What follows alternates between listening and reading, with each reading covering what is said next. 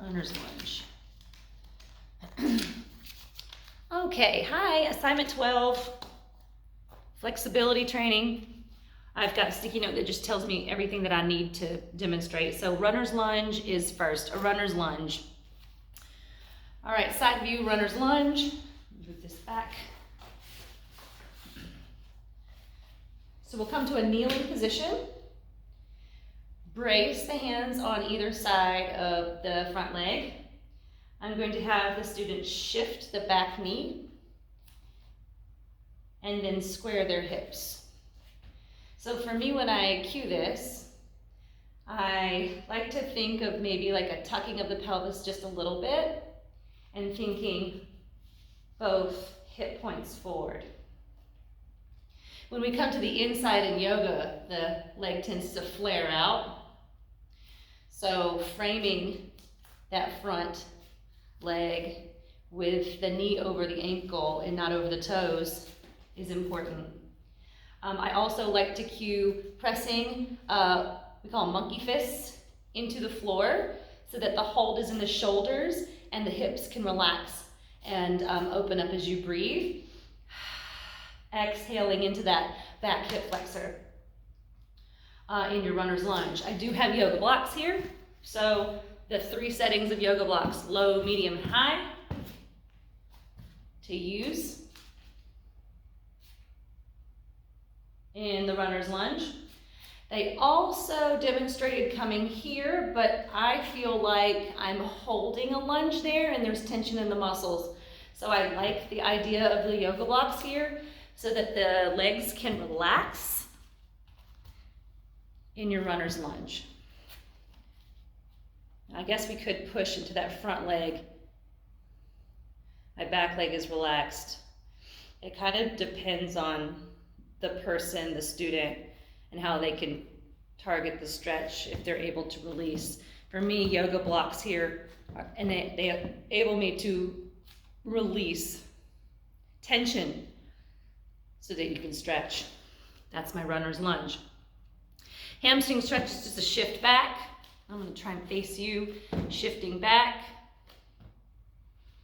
Hands to floor, fingertips to floor, toes up. I'm going to go to a side view. From runner's lunge to hamstring. I'm unsure if they said anything about the back. For me, it's really not about the back, keeping it flat. Now, of course, keeping it flat and trying to lean forward, that's going to pull on your hamstring even more. So a little curving is fine for me. Keeping the kneecap nice and relaxed here. The front kneecap, I never want it hyperextended or pushing down. So keeping that kneecap soft is a cue for me. And then the yoga blocks are definitely available, and keeping your hips square to the toes. So open of the hips and then squaring the hips forward. Knee to nose is usually a cue too. So yoga blocks here. Or fingertips to floor. And keeping that knee, that front knee relaxed. Okay. To a triangle. Triangle square hips is what they said. So square hips is tipping that back toe, coming up with the foot on the floor. Fingertips, knee to nose. A nice relaxed head here. Trying not to open up towards the back foot. Maybe turning in a little bit. Blocks are a big thing here too, as well, can be used. And never locking that front knee. Keeping that relaxed is important. Blocks. So that is your square hips. Square hip stretch. So we're keeping the hips square. And that's a cue we use in yoga as well. When we do our warrior threes, we keep the hips, hip points square to the mat or looking at the mat. Hip flexor stretch. Hip flexor stretch, side view. There was two. There's one against the wall that I'll show you, but there was the hip flexor stretch with a standing.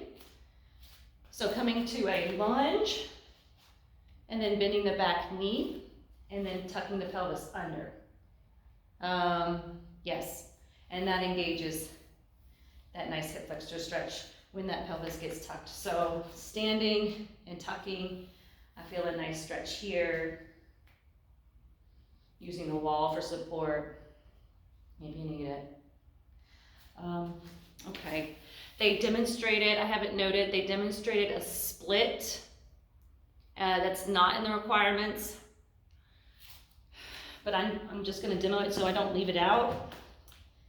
So I like wiggling that front leg forward, using the blocks to ease into split training maybe, if we were to do splits. So again, not turning towards that back foot, but trying to keep the shoulders and hip points forward.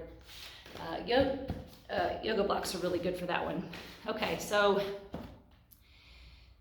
hip flexor stretch, side view. I don't know. So is that the one against the wall? I think we'll do against the wall here.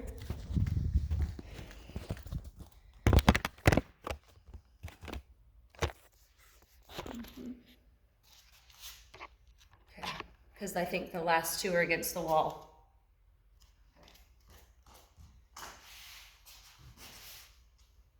Oh. Coming to the knee against the wall. A lunge, and then a stretch there. It really feels nice. Hip flexor stretch. And moose, basic shoulder stretch. Moose, okay, we call it puppy pose in yoga, but moose, standing, and then guiding heart or chin and chest to the wall, looking up, and then exhaling really big into that stretch.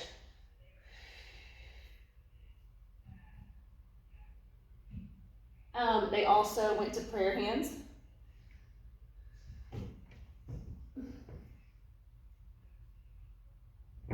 And then kneeling.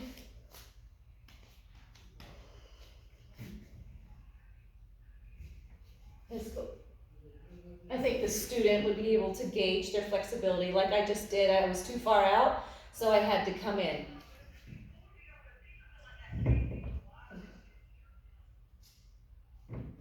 And then I believe that's everything that I had to demonstrate. 1, 2, 3, 4, 5, 6. Okay, if I missed anything, let me know. All right, last assignment 12. There you go.